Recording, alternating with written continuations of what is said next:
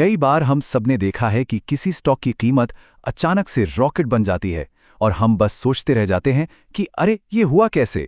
आज हम इसी विस्फोटक चाल के पीछे के राज यानी ब्रेकआउट ट्रेडिंग को समझने की कोशिश करेंगे।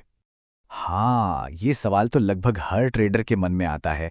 ऐसा लगता है जैसे मार्केट ने कोई इशारा किया और हम उसे पकड़ ही नहीं पाए। तो ब्रेकआउट ट्रेडिंग असल में इन्हीं इशारों को पढ़ने का एक तरीका है। चलिए इसी की गहराई में उतरते हैं।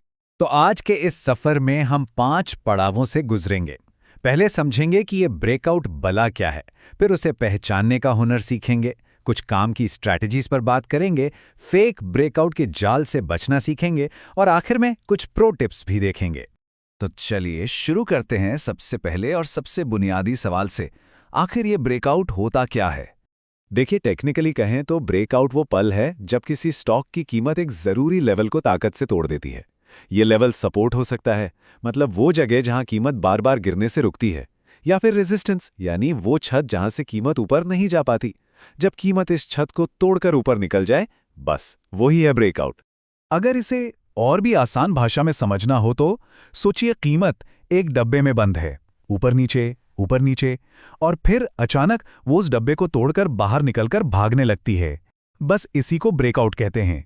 ये छोटा सा आइडिया इस पूरे कॉन्सेप्ट को याद रखने में बहुत मदद करता है। आमतौर पे मार्केट में यही 3 चीजें होती हैं। पहले कीमत एक दायरे में एक रेंज में घूमती रहती है, जिसे साइडवेज मार्केट कहते हैं।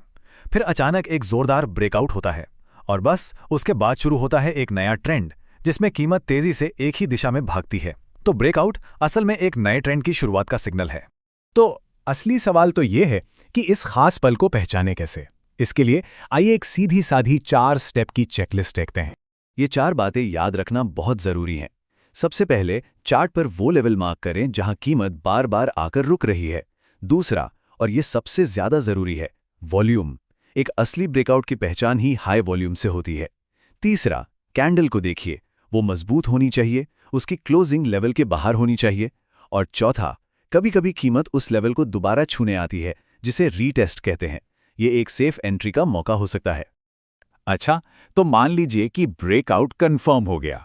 अब ट्रेड में एंट्री कैसे लेनी है, इसके भी अलग अलग तरीके हैं। चलिए 3 सबसे पॉपुलर स्ट्रैटेजीज पर एक नजर डालते हैं। देखिए, यहाँ हर तरह के ट्रेडर के लिए कुछ ना कुछ है। जो लोग थोड़े अग्रेसिव हैं वो लेवल टूटते ही तुरंत एंट्री ले लेते हैं। जो थोड़े सावधान रहते हैं वो इंतजार करते हैं कि कीमत वापस आकर लेवल को रीटेस्ट करे। और हाँ, जो इंट्राडे ट्रेडर्स हैं वो अक्सर बहुत ज़्यादा वॉल्यूम वाले ब्रेकआउट की तलाश में रहते हैं ताकि उन्हें तेज मूव मिल सके। लेकिन एक मिनट, इस स्ट्रैटेजी में एक बहुत बड़ा खतरा भी है, और वो है झूठा ब्रेकआउट, जिसे ट्रेडर्स की भाषा में फेकआउट भी कहते हैं। चलिए देखते हैं कि इस जाल में फंसने से कैसे बचा जाए। असली और नकली ब्रेकआउट में जमीन आसमान का फर्क होता है। अगर ध्यान से देखा जाए, असली ब्रेकआउट में हमेशा जबरदस्त वॉल्यूम होगा और एक मजबूत कैंडल लेवल के बाहर जाके बंद होगी। दूसरी तरफ फेकआउट में वॉल्यूम बहुत कम होता है और अक्सर सिर्फ कैंडल की एक पतली सी बत्ती लेवल के पार जाके वापस आ जाती है। तो एक बात गांठ बांध लेनी है, सब्र। इस स्ट्रैटेजी में सबसे बड़ी गलती है जल्दबाजी में किसी झूठे ब्रेकआउट पर ट्रेड ले लेना। हमेशा वॉल्यूम और कैंडल की क्लोजिंग जैसे पक्के संकेतों का इंतजार करना ही समझदारी है। चलिए, अब जब हम बेसिक बातें अच्छी तरह समझ गए हैं तो कुछ ऐसी टिप्स पर बात करते हैं जो अनुभवी ट्रेडर्स को बाकियों से अलग बनाती हैं। देखिए, जो प्रो ट्रेडर्स होते हैं वो सिर्फ एक चार्ट को नहीं देखते, वो बड़े टाइम फ्रेम पर जाकर देखते हैं कि ओवरऑल ट्रेंड क्या है। वो ये भी देखते हैं कि क्या पूरा सेक्टर ही मजबूत है। और हाँ, वो हमेशा उन्हीं स्टॉक्स में ट्रेड करते हैं जहां खरीदने बेचने वाले आसानी से मिल जाएं। यही वजह है कि ऑप्शन ट्रेडर्स को भी ब्रेकआउट स्टॉक्स बहुत पसंद आते हैं। इस पूरी कहानी को एक बहुत ही सीधे साधे उदाहरण से समझते हैं। मान लीजिए कोई स्टॉक है जो 100 और 110 रुपए के बीच में ही घूम रहा है, मतलब 110 रुपए उसके लिए एक बड़ी दीवार है।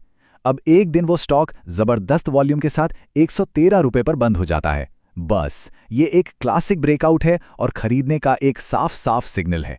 तो इस सारी बातचीत के बाद एक सवाल सोचना तो बनता है कि अब अगली बार जब कोई चार्ट सामने आएगा तो ब्रेकआउट ढूंढते वक्त सबसे पहली नजर किस सिग्नल पर जाएगी?